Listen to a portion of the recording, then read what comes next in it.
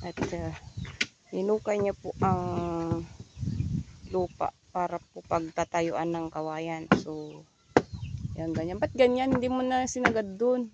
Hindi nga, kakasama eh. Bitin na, hindi na may tatali. May tatalihan, dito ko na dadaan.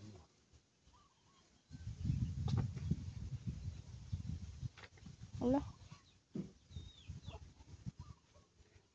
Mas maganda sana kung nakasandal.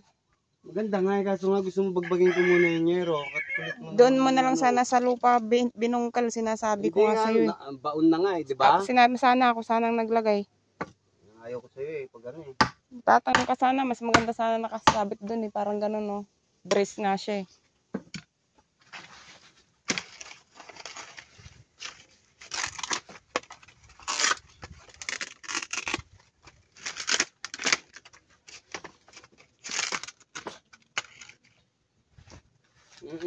Ay, abot mo nga to.